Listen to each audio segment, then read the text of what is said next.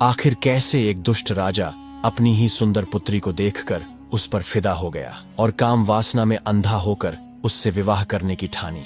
प्राचीन समय की बात है। किसी राज्य में राजा कालभद्र राज्य करते थे। राजा कालभद्र कुछ सन की किस्म के थे। एक बार राजा भ्रमण करते करते जंगल में चले गए। जंगल में घूमते घूमते उनकी भेंट एक सन्यासी से हुई।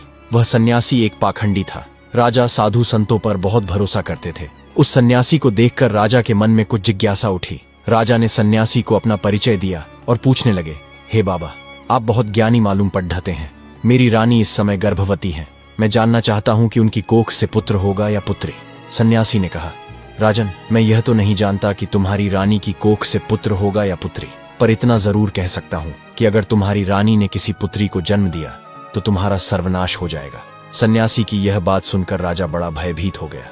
सोचने लगे कि अगर मेरी रानी ने किसी पुत्री को जन्म दे दिया तो मैं कहीं का नहीं रहूंगा। यह सब सुनकर राजा महल की ओर चल दिया। अब इस बात से राजा को बेटी के नाम से नफरत होने लगी। वह तुरंत महल वापस लौट आए। महल आकर उन्होंने अपनी रानी से आकर यह बात कही कि हमारे घर में भूल कर भी पुत्री का जन्म नहीं होना चाहिए। अगर हमारे घर में पुत्री पैदा हुई तो मैं तुम्हें जान से मार दूंगा और उस पुत्री को भी मार डालूंगा। राजा की यह बात सुनकर रानी डर गई। वह जानती थी कि राजा बड़े ही जिद्दी किस्म के हैं। अगर पुत्री का जन्म हो गया तो वह उसे मरवा सकते हैं। इतना कहकर राजा वहां से चले गए। अब तो रानी रोज भगवान से प्रार्थना करती थी, हे परमात्मा, मुझे पुत्री मत देना, वरना राजा उसे जीवित नहीं छोड़ेंगे। दोस्तों, भगवान की कृपा से राजा कालभद्र की रानी ने सर्वप्रथम एक पुत्र को जन्म दिया। यह देखकर रानी और राजा दोनों बहुत प्रसन्न हुए। राजा तो इसलिए प्रसन्न हुआ कि पुत्री न हुई, किंतु रानी इसलिए प्रसन्न हुई कि अगर पुत्री होती तो कन्या हत्या का दोष लगता। अब ऐसे ही और कुछ दिन बीतते रहे। कुछ समय बाद रानी ने फिर से गर्भ धारण किया। बच्चे के जब जन्म होने का समय आया, उसी दौरान राजा को किसी जरूरी काम से दूसरे राज्य में जाना पड़ गया और उसे लौटने में कई दिन लगने वाले थे।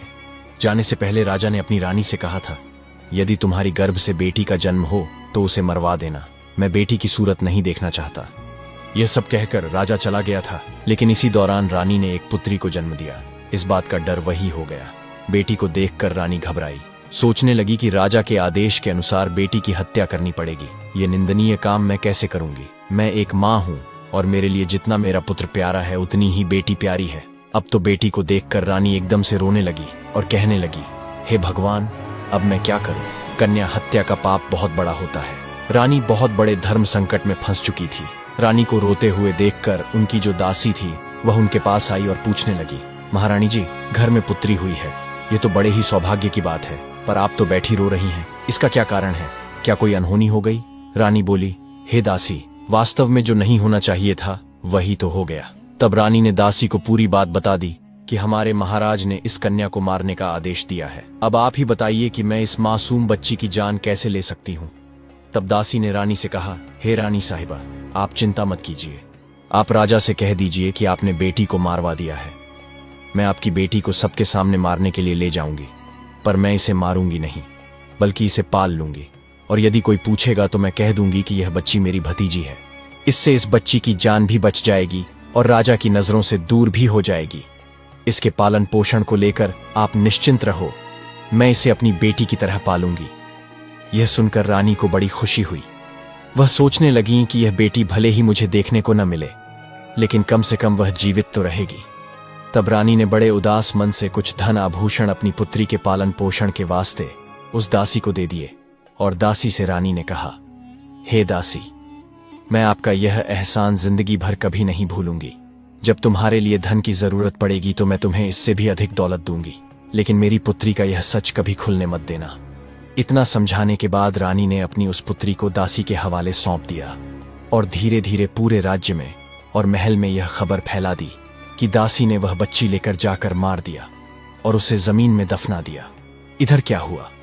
उस बच्ची को ले जाने के बाद दासी ने उसे बहुत अच्छे ढंग से पालन पोषण करना शुरू कर दिया। जब कुछ दिनों के बाद राजा कालभद्र अपने राजमहल में लौटकर आए तो राजा के लिए भी यही बात बताई गई कि आपके जाने के बाद रानी ने एक पुत्री को जन्म दिया था और उस पुत्री को आपके आदेशानुसार मारकर जमीन में दफना दिया गया। यह सुनकर राजा को बड़ी खुशी हुई।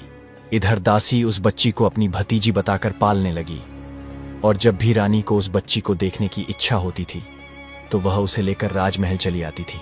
उस बच्ची को देखकर रानी की ममता उमड़ने लगती। रानी चोरी छिपे उस बच्ची को प्रेम कर लिया करती।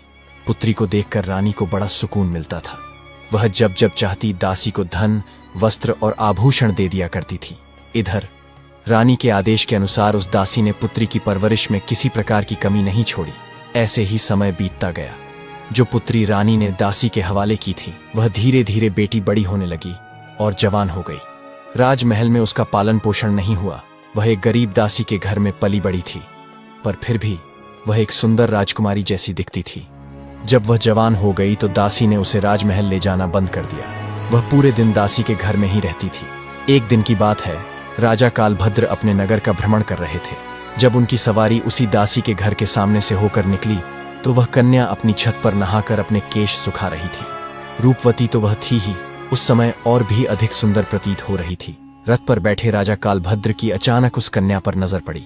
उस कन्या को देखकर राजा एकदम स्तंभित रह गए, क्योंकि वह अति सुंदर थी। राजा उस युवती की सुंदरता देख उससे विवाह करने का विचार करने लगे। महल पहुंचते ही राजा ने अपने मंत्री से पूछा, हे मंत्री, वह राजकुमारी सी दिखने वाली कन्या कौन थी? मुझे तो उसके रूप ने घायल कर दिया। अतिशीघ्र इसका पता लगाओ। मंत्री तुरंत पता लगाने गया और पता करके राजा को सूचित किया, महाराज, वह कन्या एक बूढ़ी औरत की भतीजी है। रात भर राजा की नींद हराम रही। बार बार उसी लड़की का चेहरा उनकी आंखों के सामने आता रहा। सवेरा होते ही राजा ने मंत्री से कहा, मंत्री जी, वह लड़की बहुत सुंदर है। उसने मेरी रातों की नींद उड़ा दी। उसकी मोहक मूरत मुझे बार बार परेशान करती है। उसके बिना अब मैं रह ना पाऊंगा।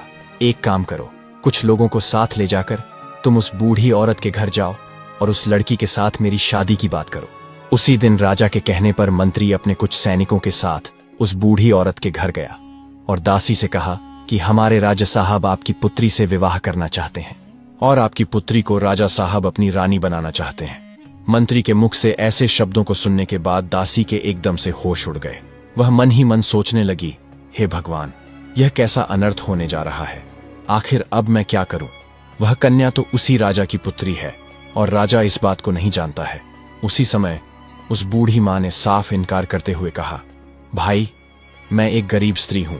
मेरी भतीजी राजा साहब के योग्य नहीं है, इसलिए आप दोबारा इस रिश्ते को लेकर कभी मेरे घर मत आइए। मंत्री ने कहा, ओ मूर्ख बुढ़िया, राजा कालभद्र के साथ अपनी बेटी का विवाह करने से इनकार कर रही है। तुम्हें तो अपने भाग्य पर खुश होना चाहिए कि राजा स्वयं तेरी बेटी से विवाह करने के इच्छुक हैं।